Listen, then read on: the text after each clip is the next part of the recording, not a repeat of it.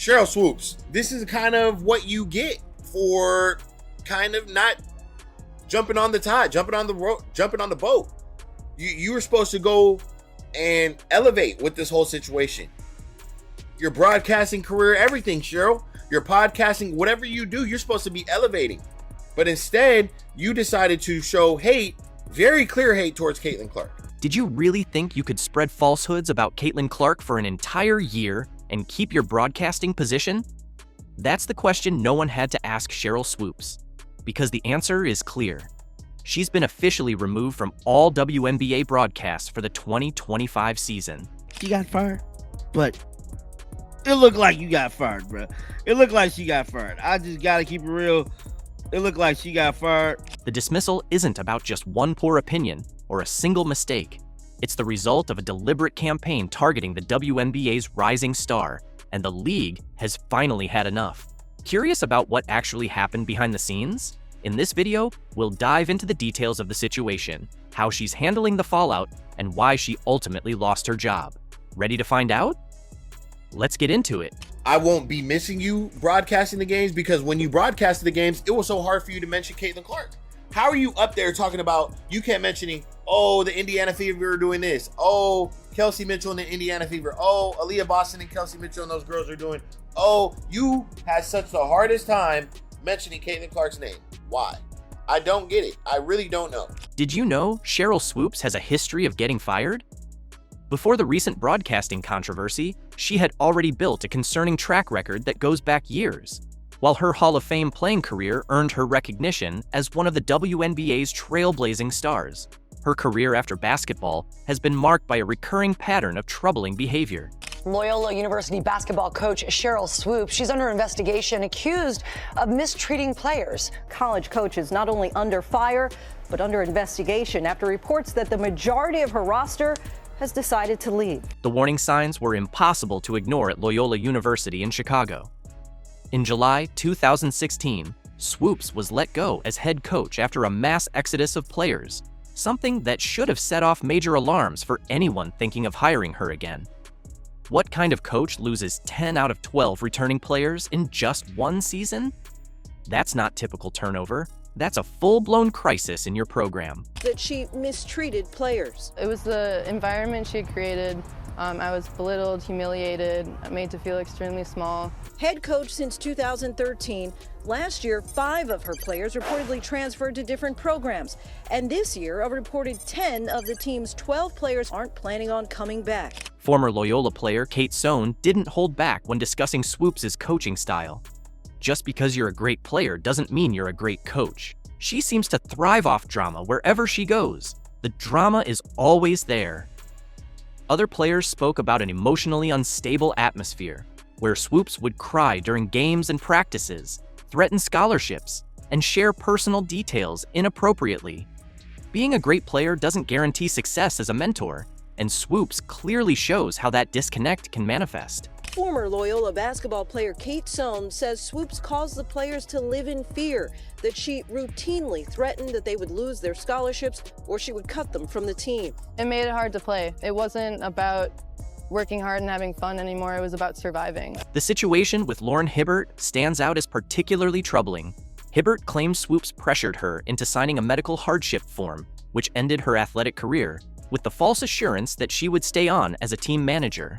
When Hibbert later found out she wouldn't even be traveling with the team, the sense of betrayal was complete.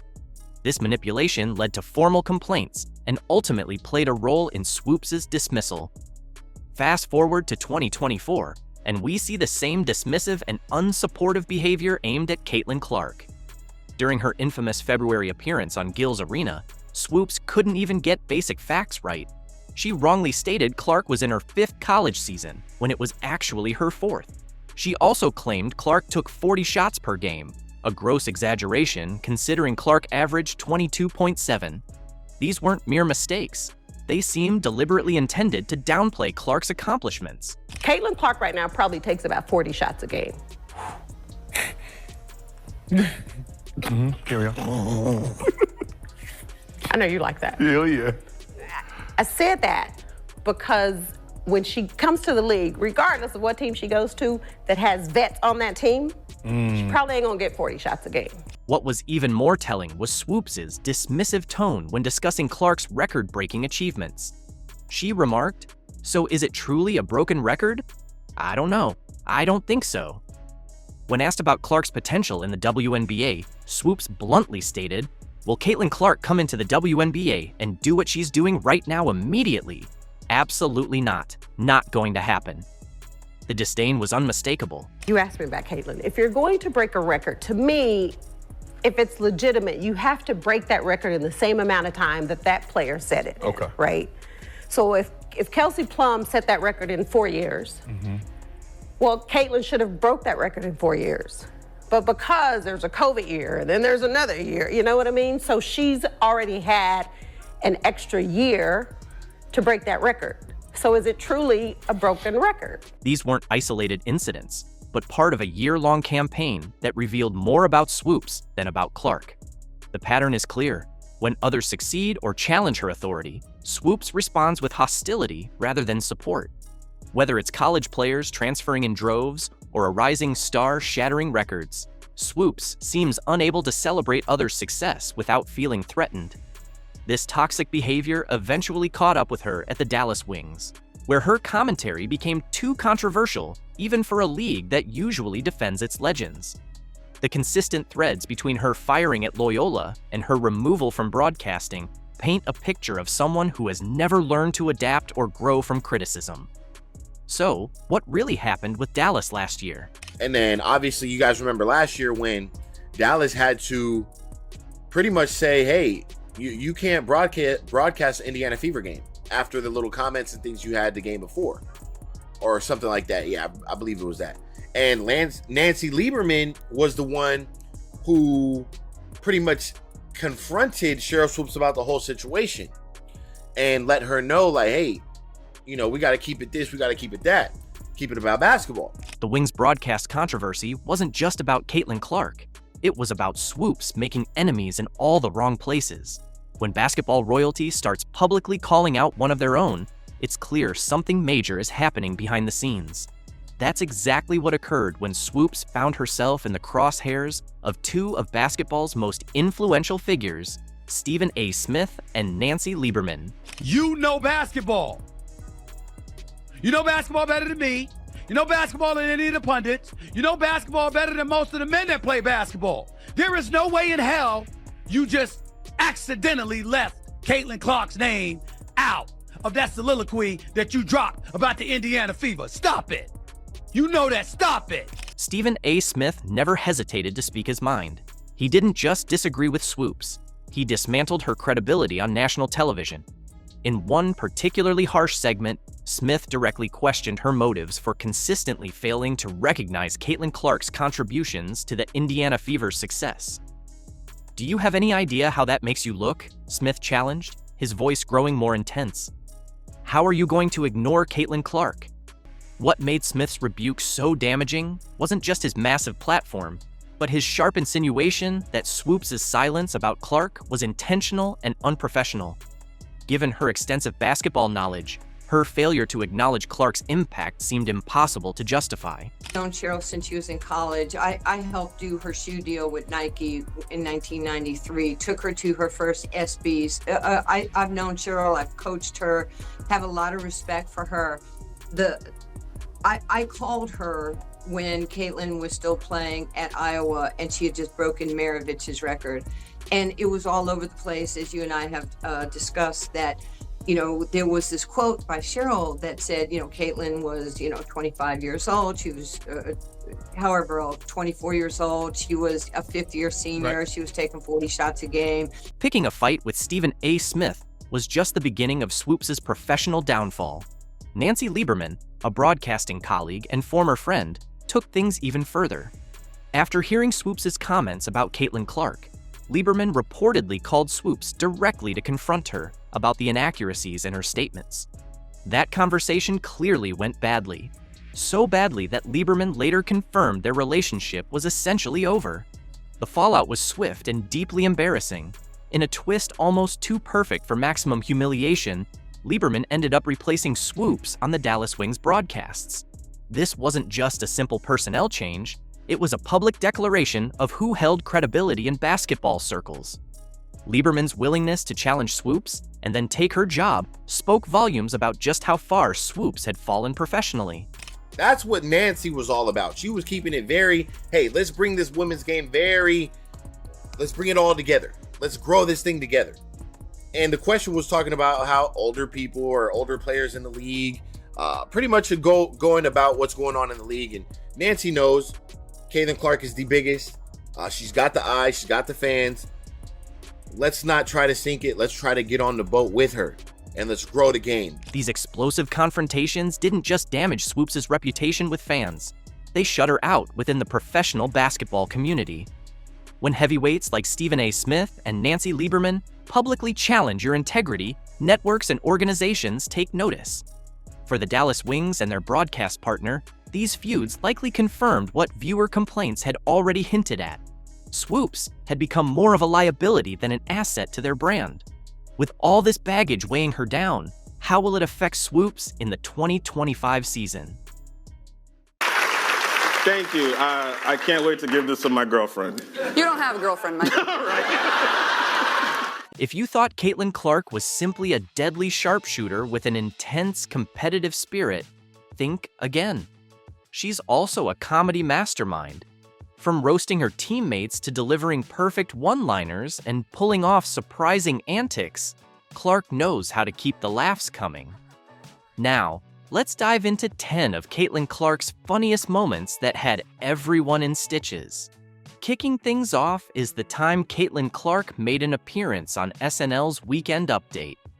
What made this moment so funny and entertaining was that Caitlyn came fully prepared with her own jokes written down. It was a hilarious scene, giving the audience and fans a chance to see her comedic side. Michael also delivered an absolutely perfect introduction to Clark, adding to the laughter. The University of Iowa announced that basketball star Caitlyn Clark will have her jersey retired and replaced with an apron. Well, the WNBA draft is this Monday, and Iowa star Caitlyn Clark is expected to be the #1 pick. Here to comment is Caitlyn Clark. The audience absolutely loved having Clark in the spotlight, and things got even funnier when Caitlyn Clark fired back at Michael's earlier joke by asking him to read some of the jokes she had written herself. The exchange took the humor to a whole new level. This year, Caitlyn Clark broke the record for three-pointers in a single season, and I have 3-pointers for Michael Che. 1B, 2 funnier, 3... To wrap up the segment, Caitlyn Clark took it up a notch by handing Michael an apron, a nod to his earlier joke when he introduced her to the show. The timing was perfect, and she even took the opportunity to roast Michael a little more, adding another layer of comedy to the moment. Since you're such a big fan, I brought you a souvenir. It's an apron signed by me. Thank you. I can't wait to give this to my girlfriend. You don't have a girlfriend, Mike. All right. Caitlyn Clark, everybody! At this point, the crowd was absolutely roaring with laughter. The whole exchange only added to the humor, showcasing just how funny and entertaining Caitlyn Clark really is. Moving on to number 2, aside from those times when she came prepared with jokes, Clark has had plenty of moments where she cracked a joke off the cuff, leaving everyone in stitches with her spontaneous humor. Like that one time, she tried to make a wordplay joke about cheetahs. Caitlyn, pits of your soul, you're a comedian. No. Do you have any updated jokes for me? Why don't they take tests at the zoo? There's too many cheetahs.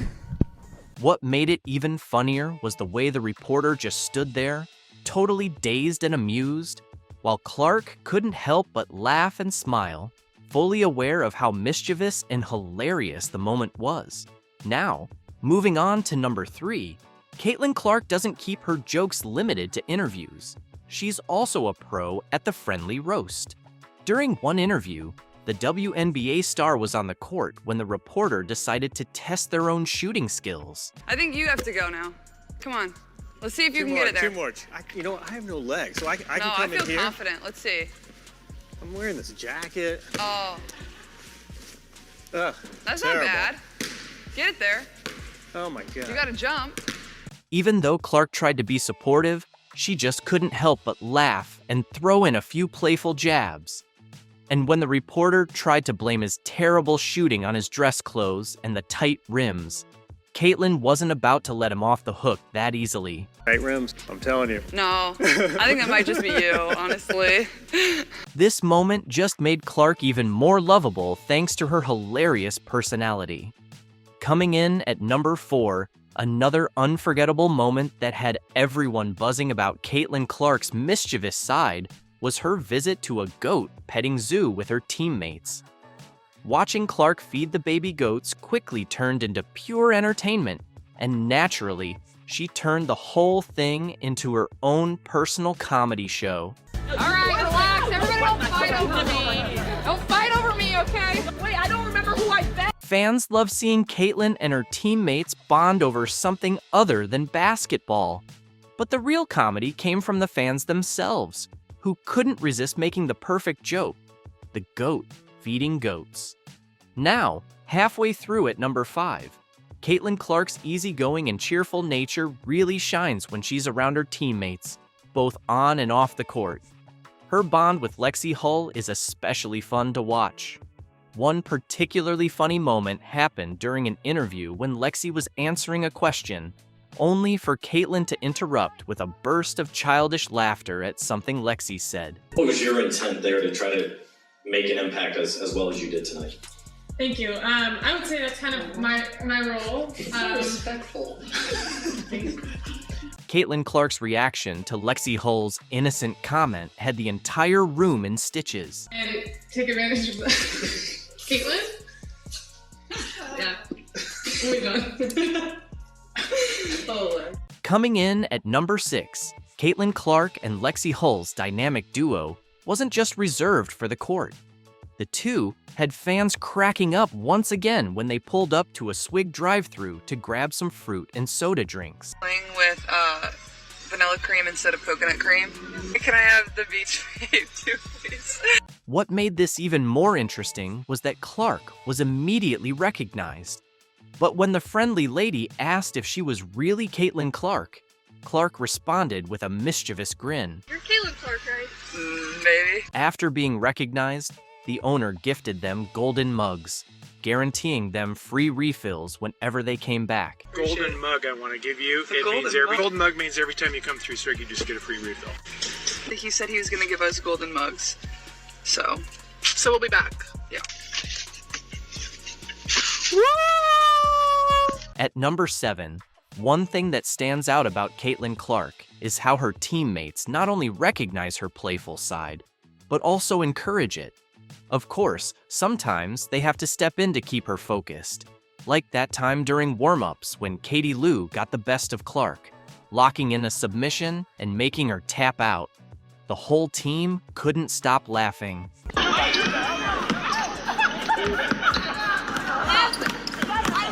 This was a hilarious moment that perfectly captured the fun and bond the team shares. Caitlyn later opened up about it, admitting that she can be a bit of a child sometimes with how playful she gets. You know, she's just she's a kid sometimes, and keeps everything light, but sometimes you just gotta put her in place. Coming in at number 8, Caitlyn Clark's humor isn't confined to basketball. She can turn anything into a comedy show.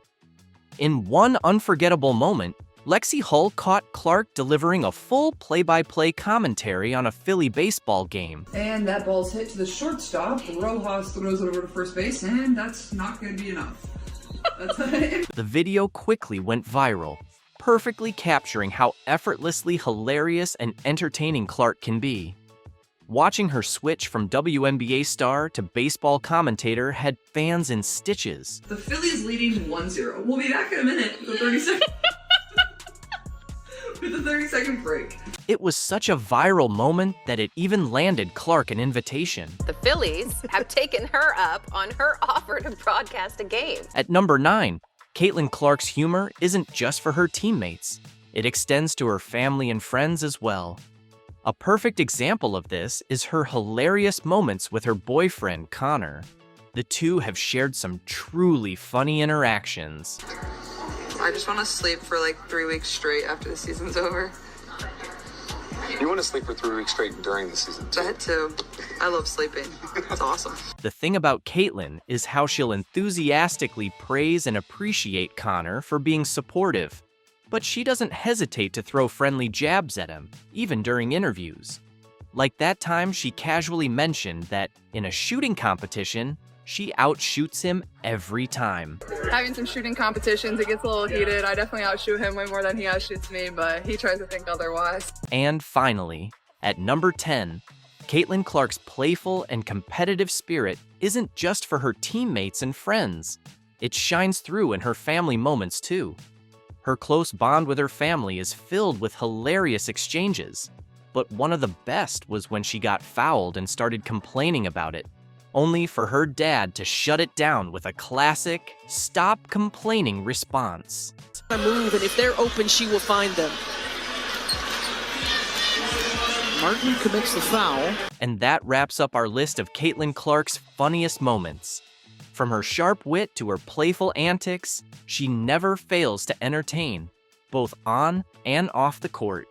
Whether she's cracking jokes, roasting teammates, or turning everyday moments into comedy gold, Caitlyn proves she's not just a basketball star, she's a natural entertainer. If you enjoyed this compilation, make sure to like, subscribe, and stay tuned for more fun and unforgettable Caitlyn Clark moments. First person I can honestly say that looks like Steph Curry. Like she's not guardable right now, and she can hit almost any shot from the outside. Almost any. How much of a power she is out there on the court. The cool part is the way that she plays and her range and the level of difficulty on her shots is obviously a very close comparison. From long-range shots to lasting influence, Caitlyn Clark isn't just setting records, she's shattering them. Surpassing even Steph Curry's iconic three-point average, she's reshaping the future of basketball. But what happens when Caitlyn Clark crosses paths with Steph Curry's legacy? Do you think Caitlyn Clark could beat Steph Curry in a three-point contest? That's tough. Shooters can have an off night. You just never know. Caitlyn has no conscience where she pulls from. Steph has no conscience where he pulls from. Been doing it for a long time, so can never go against Steph. Steph has been doing it for a long time. Recently, Caitlyn Clark has solidified her place in basketball history, and it's not just because of her scoring ability, it's where she scores from. New stats show that Caitlyn Clark now holds the record for the longest average three-point range, an incredible 28 feet. I think the WNBA narrative right now is Caitlyn Clark, and I think that's a good narrative, but it's also not the only narrative. Caitlyn is an amazing generational talent, and she's going to do amazing things. You're the number one pick. People are going to go after. This remarkable accomplishment not only surpasses the previous record held by NBA legend Steph Curry, but it also sets a new, higher standard for shooting excellence in basketball. By pushing the boundaries of what was once thought possible, Caitlyn Clark has redefined the range at which players can score, inspiring future generations to aim even further. Do I need to call you the female version of Steph Curry, or do I need to call Steph Curry the male version of Caitlyn Clark? I think I'll just be the female version of Steph. At just 22 years old, Clark's achievement is far more than a statistical outlier. It's a reflection of her unmatched skill, court awareness, and unshakable confidence. As the all-time leading scorer in college basketball, regardless of gender, she has already left an indelible mark on the game. With her new record-breaking 28-foot average, Caitlyn Clark has not just added a new statistic to her resume, she's fundamentally redefined what it means to be a sharpshooter in the modern era. To put her accomplishment into perspective, Steph Curry, widely considered the greatest shooter in basketball history, boasts a three-point range averaging around 27 feet. At the time, that seemed untouchable. Curry's range revolutionized the game, sparking an era of deep shooting and permanently changing the way basketball is played. But now, Caitlyn Clark has pushed that boundary even further, raising the bar to new heights. I love me some Steph Curry. Steph Curry is the greatest shooter in the history of basketball. However, Clark has taken that revolution even further, stretching the boundaries of possibility with an additional foot of range that makes her a constant threat the moment she crosses half court. This is no accident. Clark's shooting range is the result of years of dedicated training, an innate basketball IQ, and an unwavering competitive spirit. Her shooting form is a perfect balance of precision and power, enabling her to effortlessly launch shots from well beyond the arc. But what truly sets her apart is her fearlessness. Clark isn't afraid to take shots from distances most players wouldn't even think about. Whether it's a contested three in the final seconds of a game or a casual pull-up from 30 feet on the fast break, she makes what seems impossible look completely effortless. Shout out to Caitlyn Clark. She's a certified bucket. To quote Shaq, I was not familiar with her game. I respect her game. She's a fucking baller. She was pulling up like Steph Curry from deep. But I just got one question. Matt, do you think you can beat Caitlyn Clark in one-on-one? Absolutely not. Nobody here can. I'm busting her ass. You wild. Shit. You wild, bro. This record also speaks volumes about the evolution of women's basketball. Clark's success stands as a powerful testament to how the game has progressed, with athletes consistently pushing the limits of what's possible on the court. Her remarkable shooting range has drawn comparisons to Curry, but it has also established her as a trailblazer in her own right, showing that women's basketball is just as dynamic, innovative, and game-changing as the men's game. I think Steph Curry made the WNBA watchable. Caitlyn Clark, baby. The way that Caitlyn Clark was playing was a very digestible form of basketball. But now this girl out of nowhere is playing like Steph, and it was still digestible. Meanwhile, Clark has reached this milestone in an era where defenders are more focused than ever on limiting long-range threats. Opponents specifically game plan to neutralize her, yet she continues to excel, constantly finding ways to create space and sink one clutch shot after another from deep. Her 28-foot average isn't just a number, it's a declaration of dominance. As Caitlyn Clark keeps breaking records and exceeding expectations, the basketball world is left to wonder just how much further she can push the boundaries of shooting. Is there anybody in the NBA under the age of 30 that's a bigger name, bigger jaw, bigger star than Caitlyn Clark? For now, one thing is clear.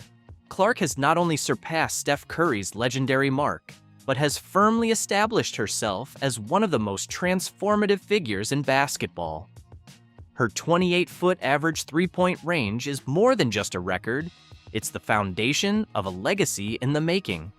Caitlyn Clark isn't just redefining the game of basketball, she's reshaping its entire business model. The sharpshooting sensation, already celebrated for her historic three-point average that outpaces even Curry, is demonstrating that her influence extends far beyond the court.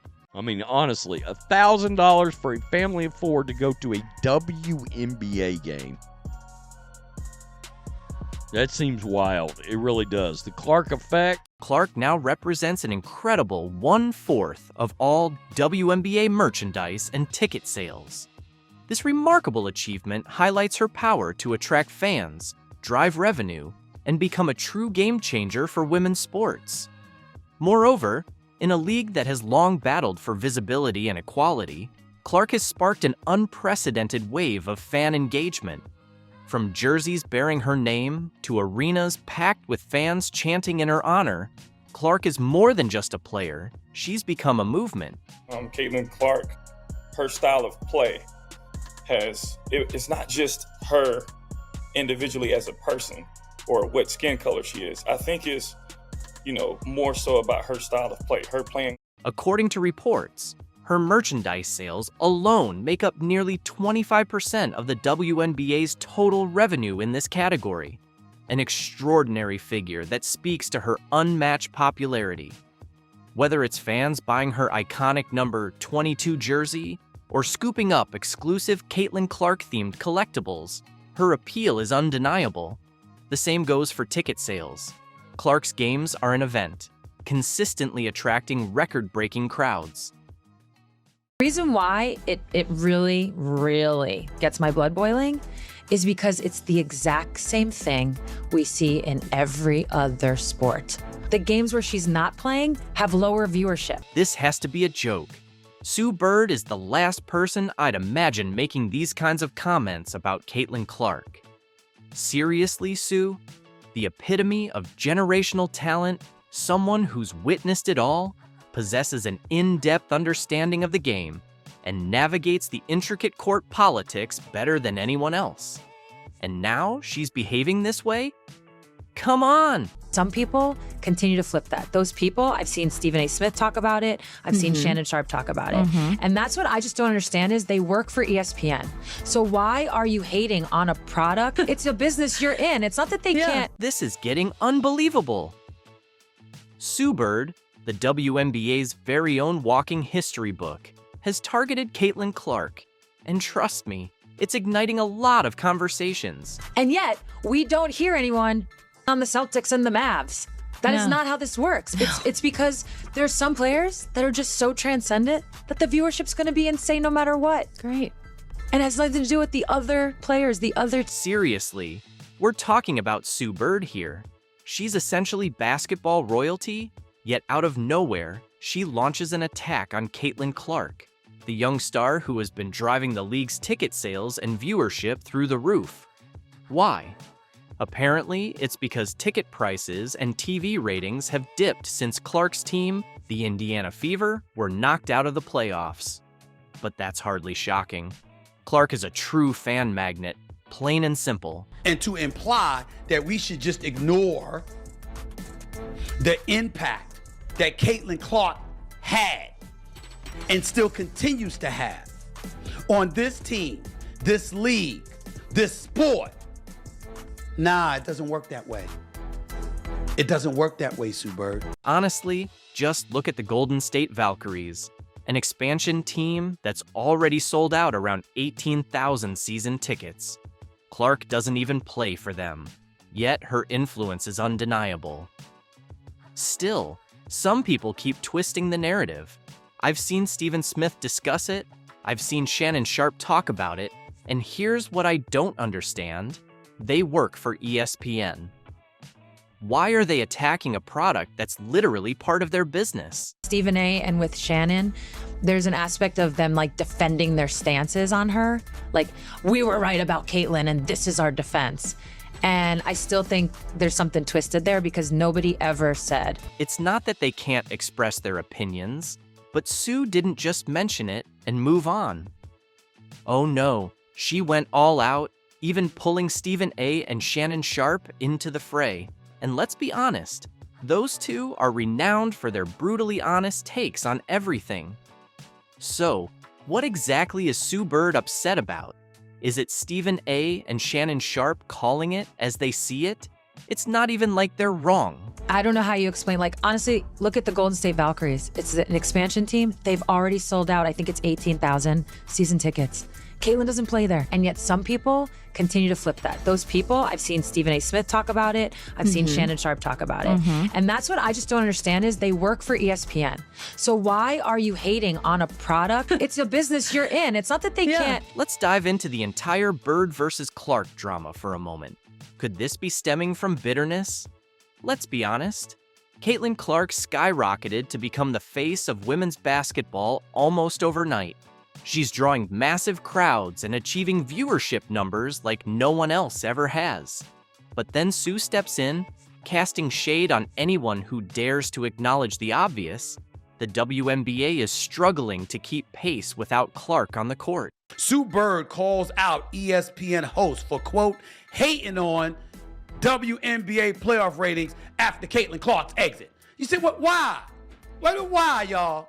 Really? This is where we have to go? The WNBA tries to portray its achievements as the product of collective advancement.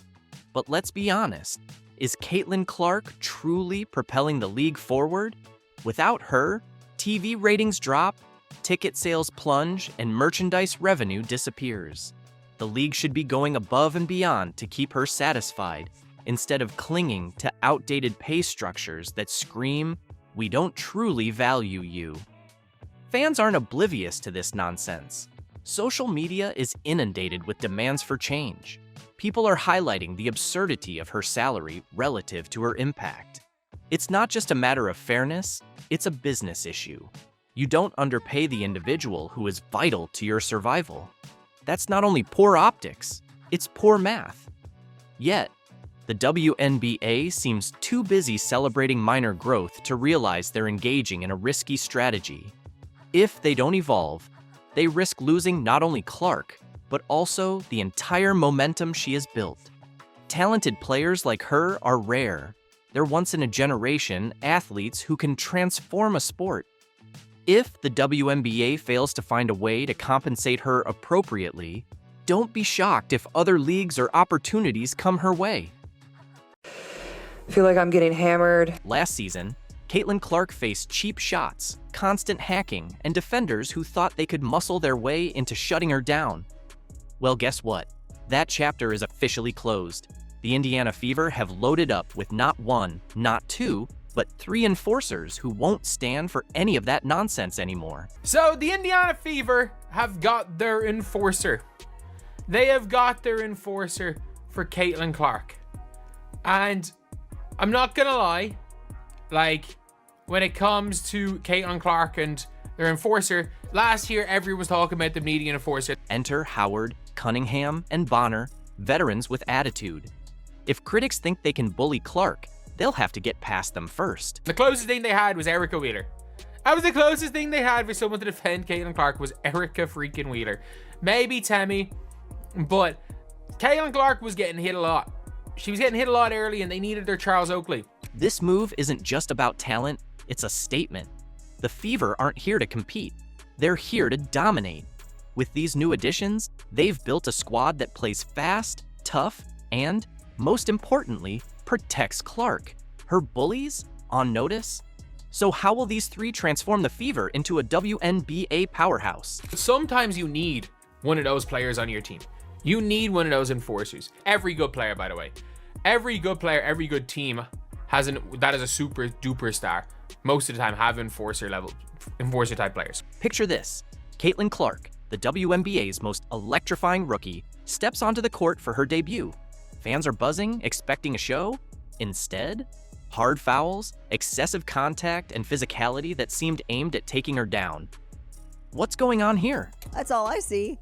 They try so long to get respect for women's basketball, and then they treat it like a junior high school girl's locker room.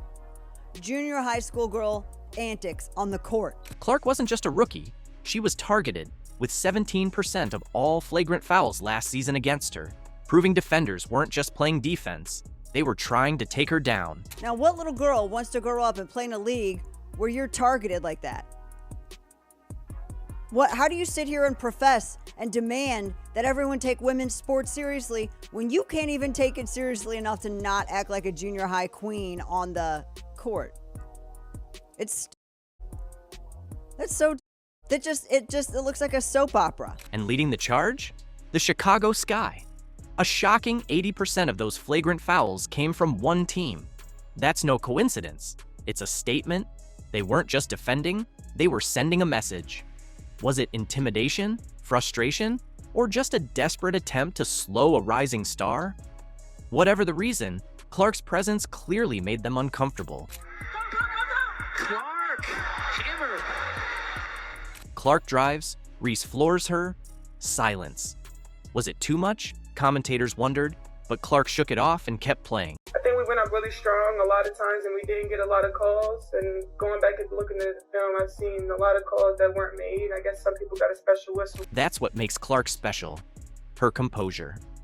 After a cheap shot from Kennedy Carter, she simply said, "That's not a basketball play, but gotta play through it." No complaints, no retaliation, just pure mental toughness. And Clark. I mean, that's clearly a foul, which was called. The question is, will they call it unnecessary? Kennedy Carter. Clark proved she could take the hits, but the Fever knew she needed protection. So they made moves, big ones, With some serious enforcers now on the roster, no one's bullying Clark anymore. Who are they? And how will they change the Fever's dynamic? The signing of Natasha Howard represents a massive step forward for the Indiana Fever and their quest for a championship. In Howard, the Fever gain a 3-time WNBA champion, a Defensive Player of the Year, an All-Star, and a veteran with more than 300 games played. Natasha Howard isn't just an addition, she's the enforcer the Fever needed. From day one, the message was clear. Clark's no longer an easy target. A 3-time champ, former Defensive Player of the Year, Howard's toughness will end the days of Clark getting bullied. But all of that, and we haven't yet touched upon what Howard does best: defend. Howard was named Defensive Player of the Year in 2019 and has finished in the top 10 of the Defensive Player of the Year voting 3 times in her career. Howard has averaged at least 1 block and 1 steal per game in each of her last 7 seasons. And that versatility is really what makes her a weapon on defense. Last season, Clark faced nonstop physicality, but now defenders will think twice. Howard alone shifts the power dynamic.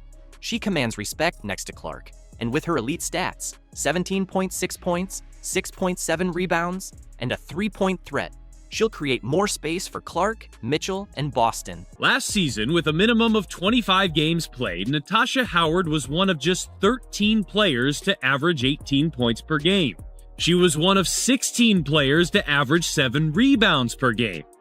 And the list of players to average both 18 and 7 last year, short and elite: Asia Wilson, Brianna Stewart, Nafisa Collier, Brittany Griner, and yes, Natasha Howard.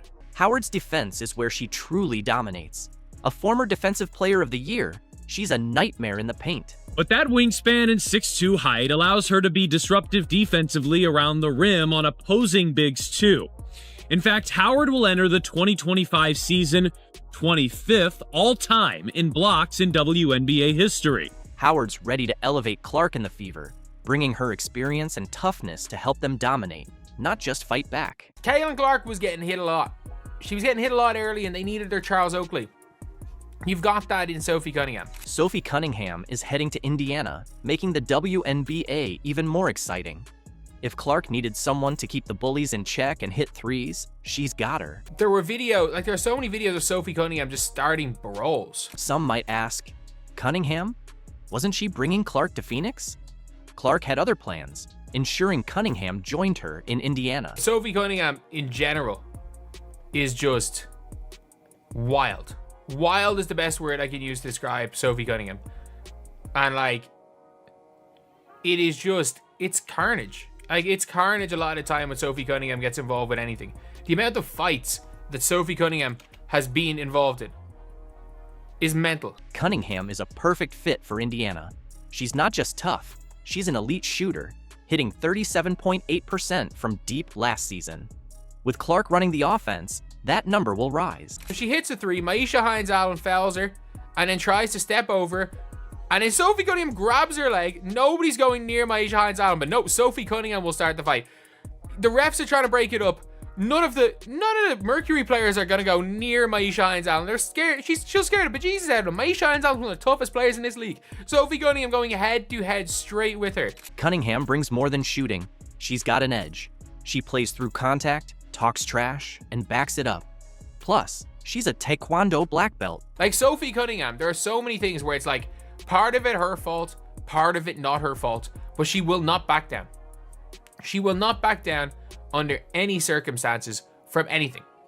And that is what the Indiana Fever need. If somebody hits Caitlyn Clark, if somebody does what Victoria Vivians did to Caitlyn Clark, it's not going to be Caitlyn Clark that's getting involved to be teed up. Sophie Cunningham's in there. You take the technical foul. You take it. Cunningham adds versatility to the Fever's lineup as a wing who can shoot, defend, and provide leadership, averaging 8.4 points, 3.9 rebounds, and 2.0 assists last season. Like Sophie Cunningham is guarding the screen here, and she just takes a hard hit, nothing major, so she's down, and then after taking a hard hit, just gets back up and laughs. gets back up and laughs a bit. Cunningham thrives in high-pressure moments, bringing toughness, experience, and fearlessness. Whether it's hitting a clutch three, locking down a guard, or stepping up when things get chippy. She takes the hard hit and goes down, obviously, gets back up and just laughs. Like, that's a legitimate thing where you're like, okay, yeah, this is a person who is just, like, there is a toughness there with Sophie Cunningham. And, like, she's not scared. Cunningham's presence ensures defenses can't collapse on Clark and Boston, as her perimeter shooting ability forces teams to think twice about doubling Clark, making the Fever's offense even more dangerous. So, yeah, like, a solid signing for what she does on the floor. But, like, be protecting Caitlyn Clark type thing. The big question is how Cunningham's aggressive style will mesh with Clark's finesse. But one thing's for sure, Indiana just got a lot tougher, and the rest of the WNBA better take notice. She's just a smart player. You already see what she's done in her rookie season, and I think she gets the ball to people in the right positions to help them be successful, so that's huge. And I'm hoping that I can give her a little bit more leadership and knowledge for her to understand this league a little bit better. And like I said, when playoffs hit, she'll be ready. DeWanna Bonner isn't just joining the Fever.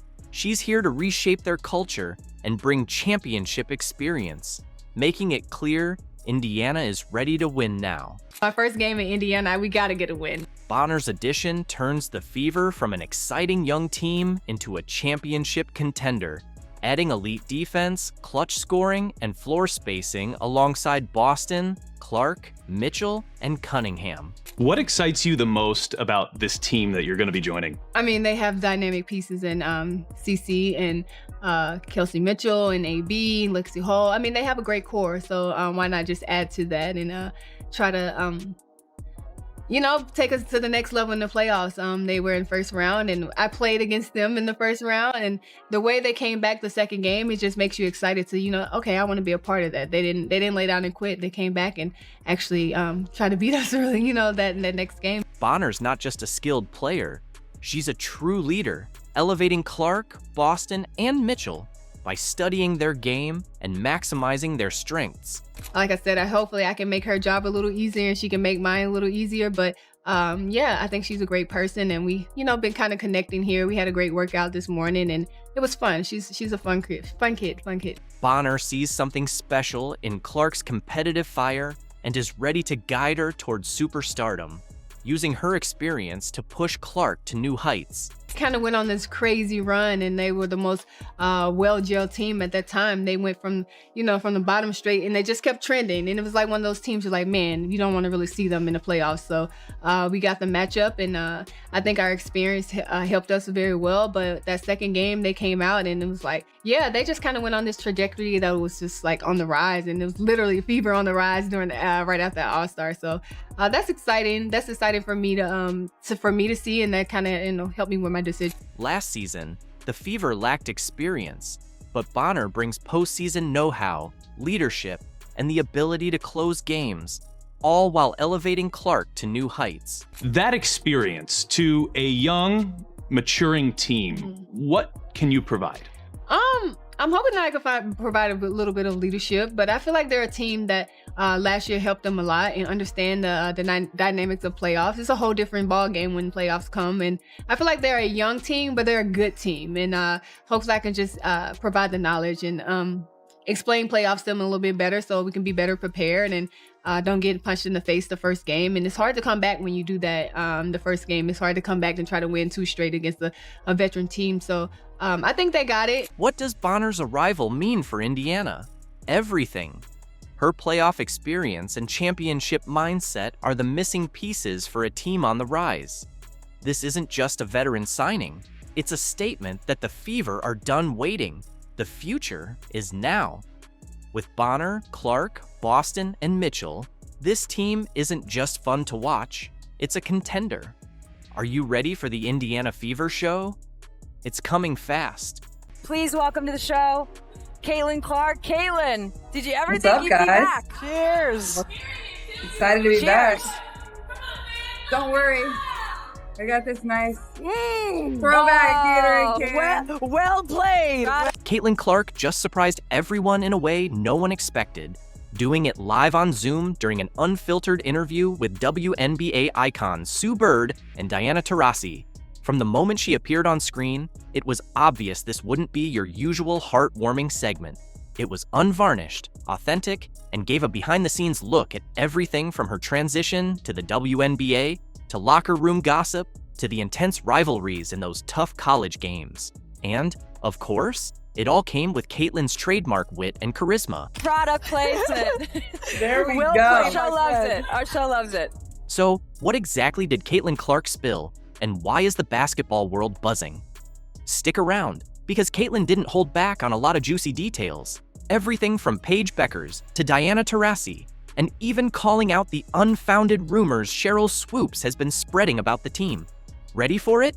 Let's dive in. It was the moment that shook the internet. 1 year ago, Diana Taurasi stared into the camera and delivered a now iconic warning to Caitlyn Clark. Reality is coming. Remember that? What will the league have in store for them when they get there? Look, SVP, reality is coming. Okay. There's levels to this thing, and that's just life. We all went through it. Of course. And you see it on the NBA side, and you're going to see it on this side, where, you look superhuman playing against 18-year-olds, but you're going to come with some grown women that have been playing professional basketball for a long time. Fast forward to this year, and let's just say Diana's words didn't quite hold up. Caitlyn's response? A sly smirk, a slight nod, and a confident smile. The vibe was electric, sharp, playful, and full of wit. But don't be fooled, it was also a statement. Congrats on your retirement, Z. Thank you. And congrats. Now, unfortunately, Well, reality thanks. is coming to me now. What's your big plans? in early. What are you gonna do? I keep telling Sue I thought I was going to have all this time to do all these things. I'm more busy now. So if I give you any advice, play as long as possible. We'll see. We'll get to 10 years. Then we'll think about it. It's 10 years. For Diana Taurasi, sharing the court with Caitlyn Clark wasn't just another game, it was a moment for the ages.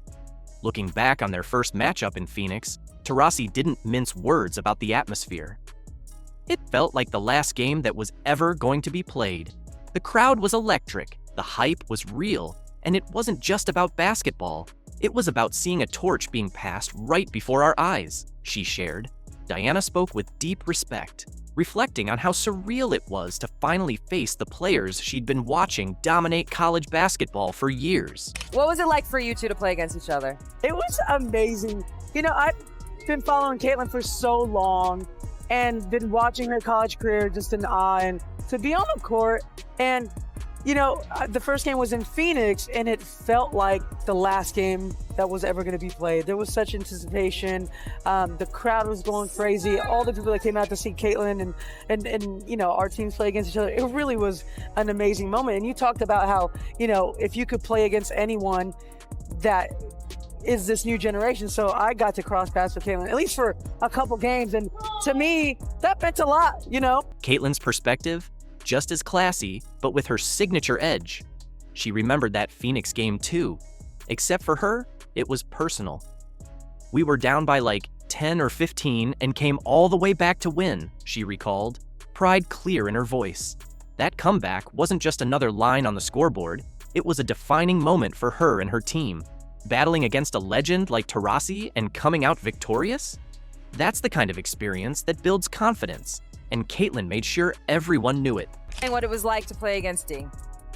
Well, I was saying, that game in Phoenix, because we only played in Phoenix one time. And it was before Olympic break. Obviously, we had All-Star there too, but it was a great game. Honestly, I'm pretty sure we were down like 10 or 15 and came all the way back and won. That was like our first win versus a team that was above 500. So thank you.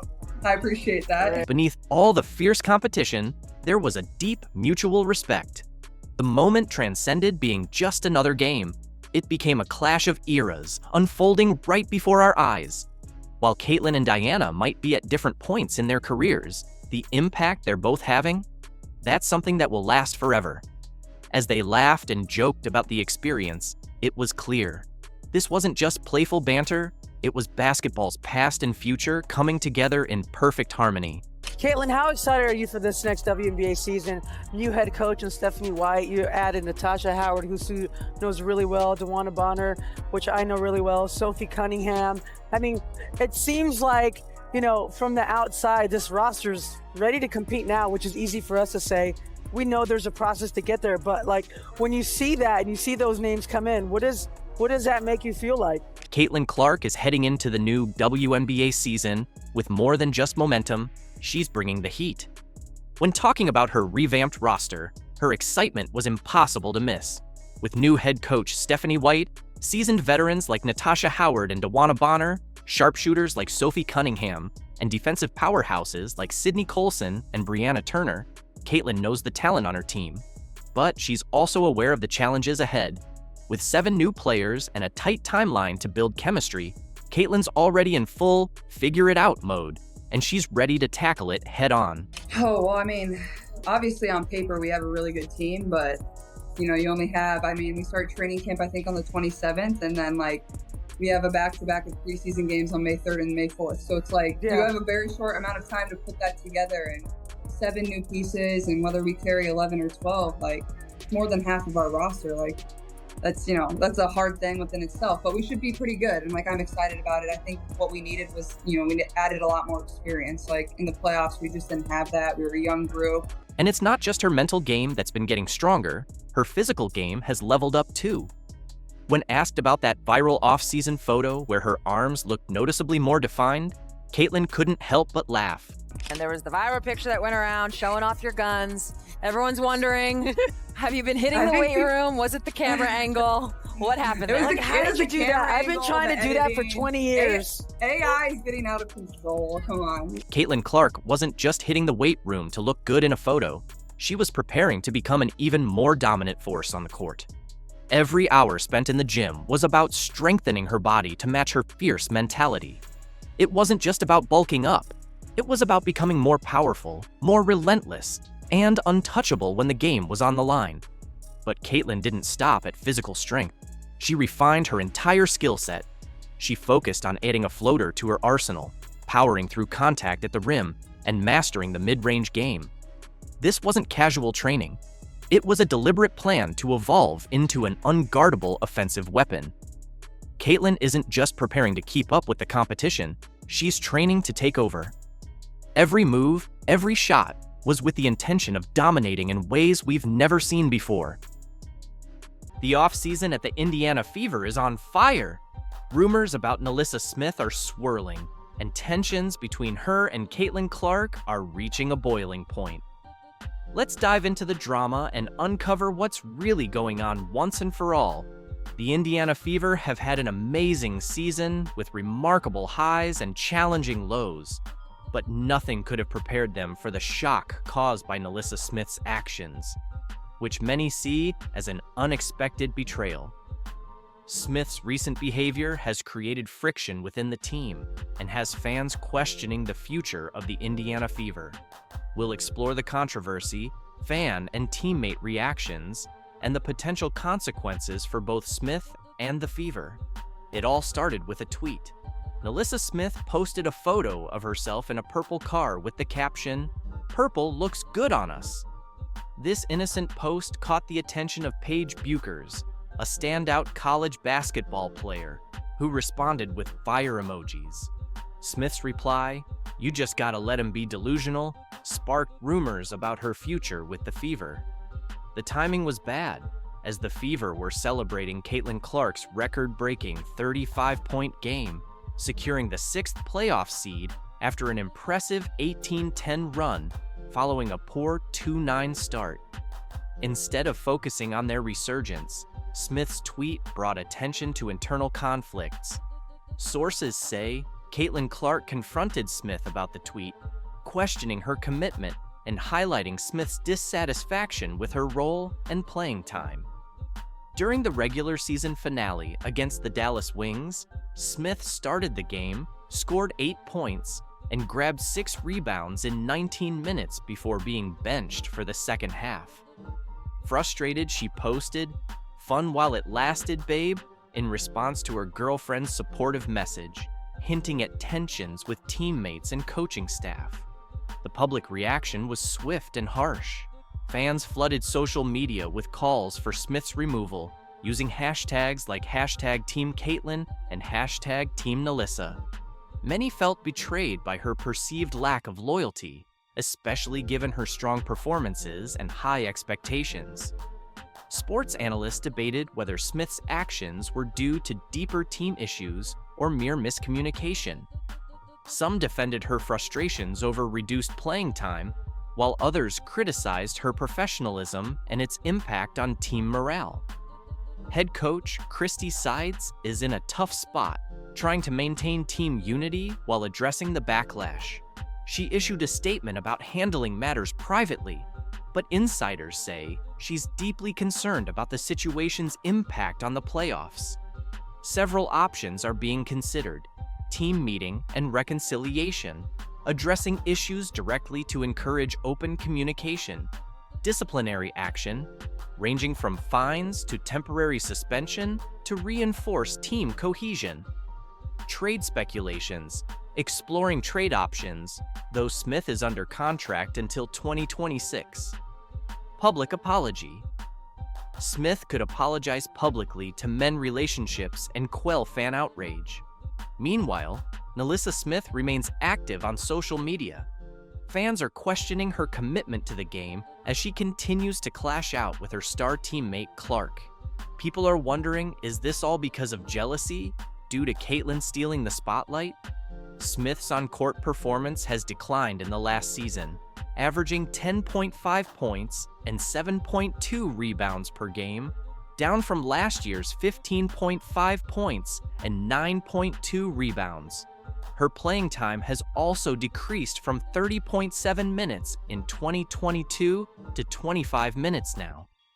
The Fever exercised their fourth-year option on her contract, securing her through 2025 with a salary increase next year.